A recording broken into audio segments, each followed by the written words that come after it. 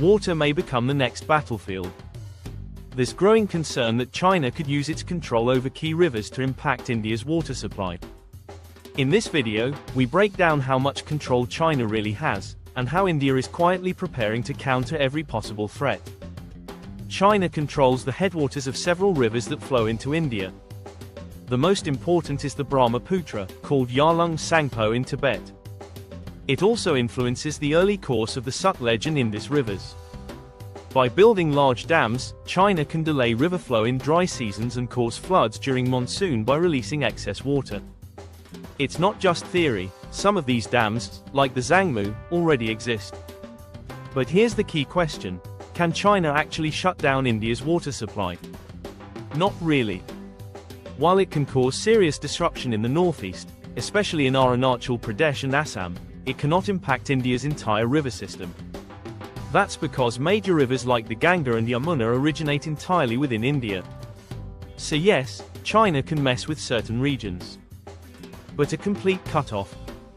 That's not possible. India isn't taking chances.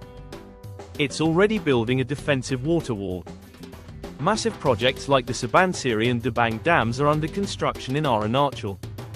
These dams will help store water, regulate flow, and reduce flood risk. In Assam, regional reservoirs are being developed to create a buffer against sudden water releases from upstream. Technology is another front. India is using ISRO satellites and artificial intelligence to monitor every move on China's side. If a dam is being built, expanded, or emptied, India knows. Ground sensors along the Brahmaputra track river depth and flow in real time, helping predict potential threats early. Diplomatically, India is building pressure too. It's strengthening water-sharing partnerships with Bangladesh, Bhutan, and Nepal.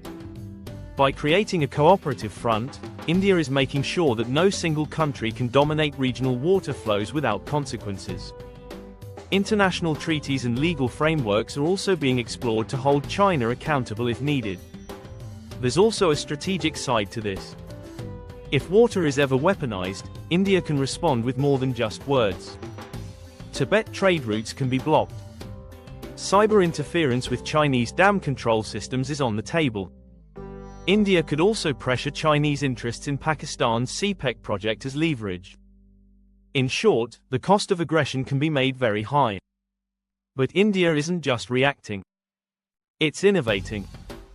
Plans are in motion for glacier-fed reservoirs in the Himalayas. Floating hydro-solar plants are being tested to create clean energy and water storage together. Even cloud seeding technology is being studied to trigger rainfall during dry spells. This is about long-term independence from upstream pressure. So where does that leave us? China may control some of the water sources.